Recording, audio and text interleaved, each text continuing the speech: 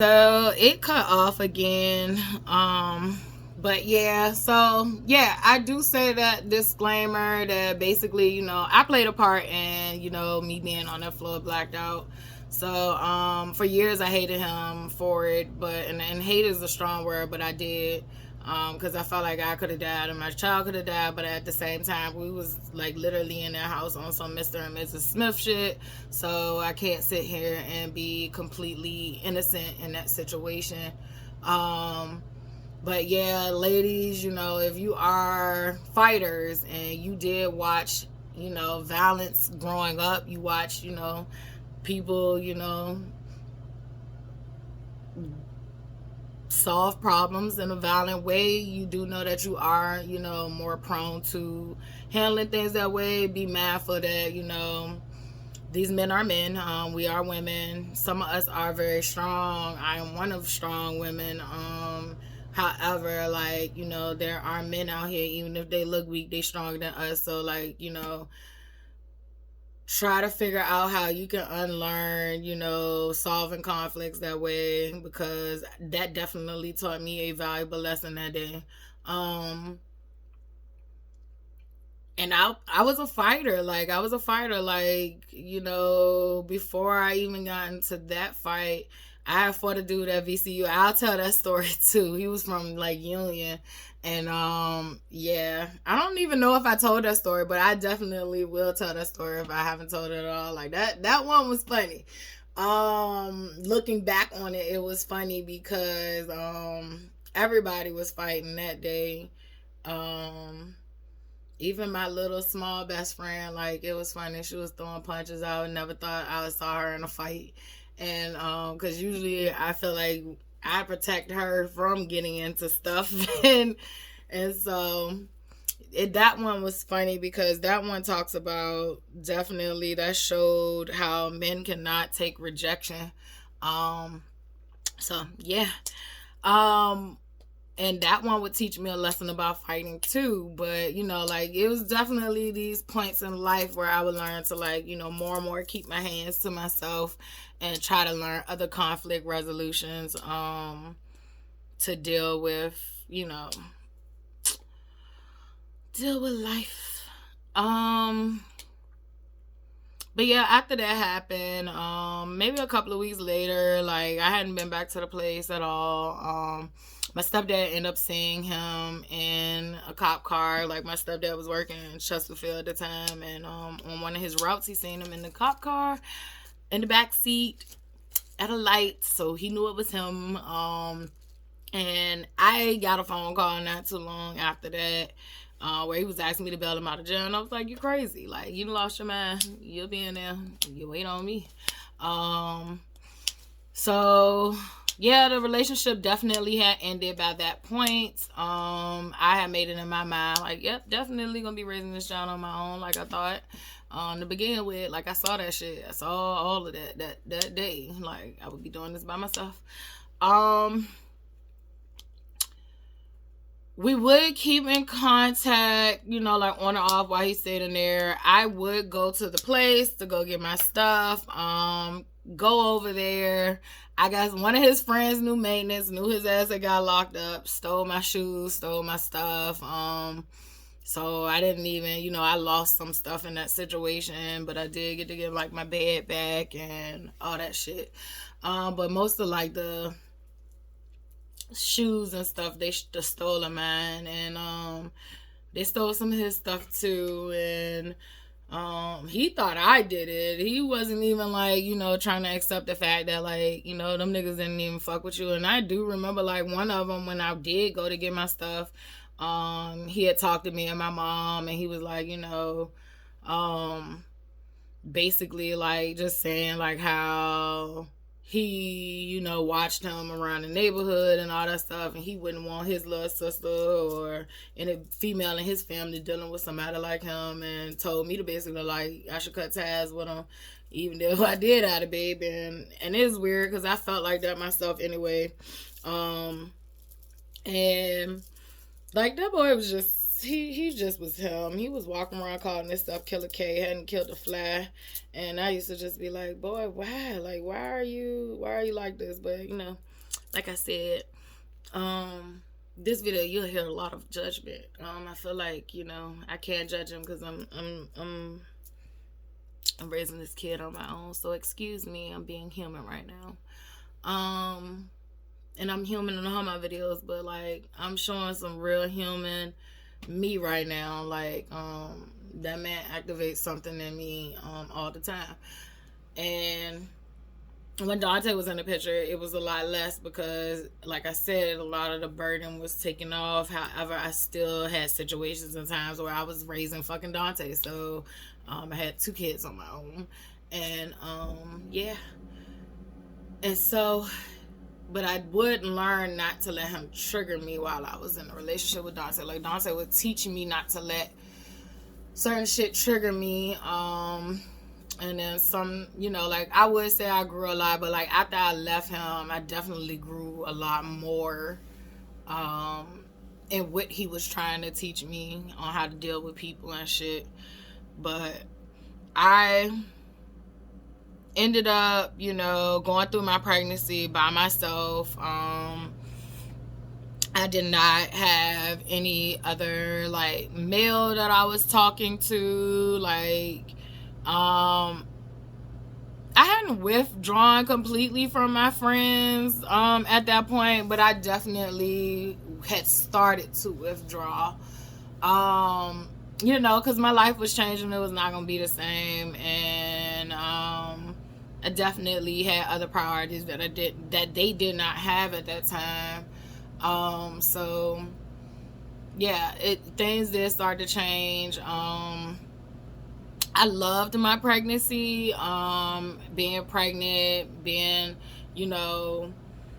getting prepared to be a mom was like one of my favorite times in my life. I was fit. I had a healthy pregnancy. I walked around campus my whole pregnancy. So like I definitely was in shape. And, I waddled that little girl around that whole little place. I definitely used to read to her, talk to her while she was in my belly. Like, I just loved that experience of being pregnant. I did not have that experience where, like, a lot of women be like, oh, I'm ready for this baby to come out. Like, it was just like, it was just like being a mom. It's good, And I felt empowered while being pregnant. Them senses was heightened while being pregnant. I loved that. I feel like, women are magical. But being pregnant, the whatever hormone picks up, it heightens those senses. Mine was definitely heightened, and I enjoyed that. But yeah, so he would probably get out, I think he got out of jail like closer to me about to have her. I did grab some of his things when I got from the apartment, whatever they didn't steal. He thought I stole it or I did something to it, but I don't even do that type of pettiness. So he thought he was gonna come live with me. I was like, nope, buddy, not coming here. So he used the girl that was in the apartment with him that day as a backup plan. And this is where it gets hurtful and messy. So this will make sense of why he jumped in between us that day. So she was actually pregnant herself. She was the girl who left her prenatal vitamins over the house that time that I saw, and he was lying about them. So she was actually pregnant with another guy's baby at the time, but still messing with him, which I have no judgment. I don't care. That's her body. She do what she want to do. And my whole thing was, bitch, you was in my house, I'm paying the bills here. That's what I was mad about. Like, I thought, they had me fucked up. And they did. So, I think that would make anybody lose their man. But, so she ended up being pregnant. She ended up having her son before I had my daughter.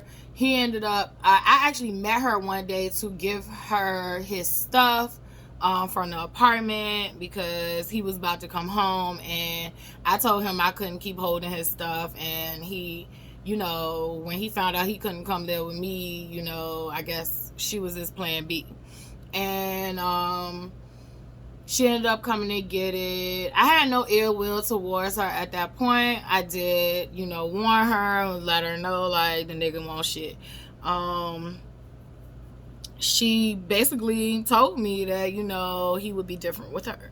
And, that's when I chuckled and kept on moving about my life. I was like, I hope it work out. And I hope you're right. But, and I still had no ill will towards her. He would get out and he would live with her, and I think, if I'm not mistaken, they was living in the projects with somebody. But let's see how this story went. Oh, so he would help her with her son and all that stuff. So, like, they was a little happy family.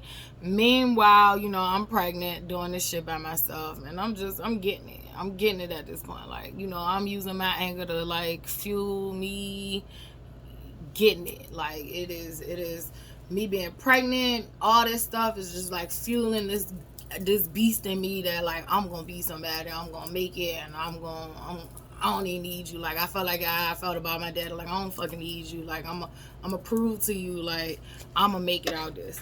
And I did.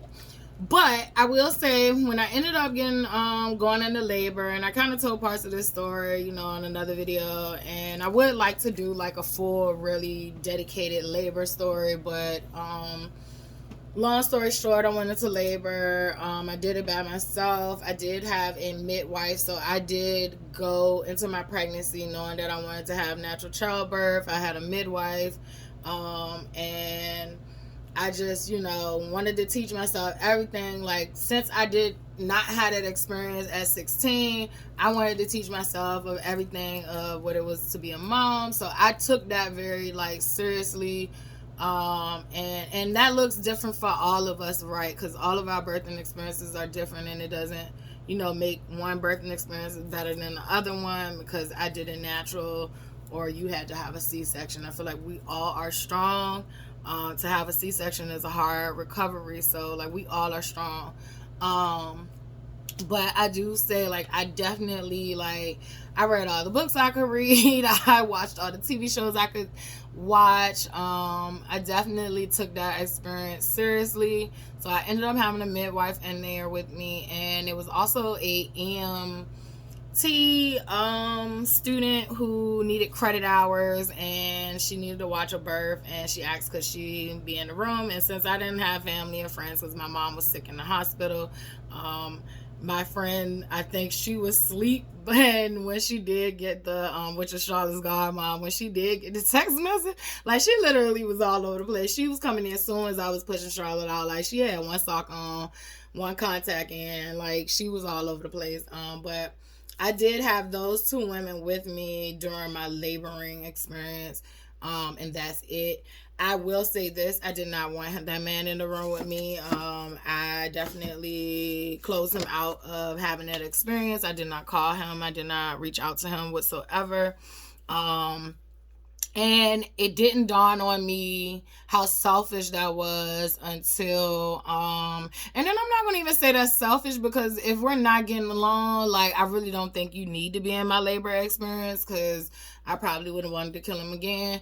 But I felt like still I was coming from a place of my own pain, my own feelings, my own selfishness. Once I locked eyes with my daughter, and I would say this too, no, I'm going to leave that for my birthday story. But once I locked eyes with my daughter, I realized, okay, this is my daughter. She's so beautiful. I brought her into the world. Like, I got this immediate, like, feeling of, like, that's selfish. This is no longer about you, girl. Like, this is about her. And he is a part of her, and she deserves, to have him, here with her too. So I definitely realized, how selfish that was, and I went ahead and reached out to him, which I had to reach out to him through the girl's phone. And which I said, like, I had no beef against her. I still don't. But I told her, like, to tell him that, his daughter had been born, and he could come see her. I had natural childbirth, so I wasn't going to be in the hospital as long as somebody who hadn't. I was already walking after I had her. I didn't have stitches, so like I wasn't going to be in there long, and I did not, explain why I wasn't going to be in there long. When I wrote the message, I basically let him know, like, his daughter had been born, how big she was, how many pounds, how many inches, and the time that she was born, and that we're at the hospital where we were, and you can come see her. And the response was, he said he don't feel like it today. Not that he was busy, he had work, he had nothing. He don't feel like it today. Like, she texted me these words. I don't know if she texted me or he texted me, but it was coming as if it was from her behalf. She texted me these words like, he don't feel like it today. And that's how the fuck I read it. He don't feel like it today. And mind you, I was in the hospital doing homework after I had my daughter. Like, I literally legit, when I say a monster, like, a beast in me activated, like, and a good beast, like, activated, like, I was goal oriented. I knew what I wanted to do. Boom, boom, boom. And that beast has always been activated in me ever since. But, when I read that shit, like, I'm looking at my laptop and I'm looking at my phone and I'm like, what? Like, he don't feel like it. He'll come another day. And I just, immediately was like, don't even worry about it. We're good. And that was my response. That came from a place of hurt, because once I seen what that shit said, like, I was in the hospital room crying. And when I gave birth to my daughter, I had an experience where my daughter was not in the room with the other babies. She was in the room with me the whole time. Like, the only time she went with them is when she had to get shots or something like that, or blood work done or something. But my baby was with me. So, like, now I'm crying and my baby right here, like, and I was just like, you know what, I'm not about to set the tone for this to keep happening with me. So I was like, you know what, from here on, like, whatever he do, he do. Whatever he don't do, he don't do. Like, I don't even care no more. I tried to be a bigger person, and that was fucked up. And then I definitely looked at her sideways, because it was like, oh, bitch, you think because he helping you with your kid that ain't his kid, that he's reliable and trustworthy? Like, but a nigga that don't fuck with their firstborn, like, that's his blood. Like, he's basically said fuck his blood. Like, how you think he gonna treat you? So I was like, you know what, God, I ain't wish a damn thing on nobody. I ain't, like, I was like, God, do what it do. Like, I don't even need a front row seat, but he gave me one. Cause what ended up happening is he ended up getting her pregnant. So he ended up knocking her up, and he ended up going to North Carolina, and he ended up telling everybody that her baby won't his baby, and that, I've had to tell the family that he had another child out there, and that the baby was his, and that I think the baby looked just like him at times. And I the one went to go see the baby when once she had the baby and came home. I wanted my child to know her sibling, because I'm big on that shit. Like, I grew up with all these siblings, and none of us was like super close or grew up together. So I'm like real big on family on that aspect. I'm just not real big on family fucking me over. But I'm big on, you should know who your family is at least, and try. And they were babies, and, her son didn't ask to be here, just like my daughter didn't ask to be here. Like, they need to know who they are.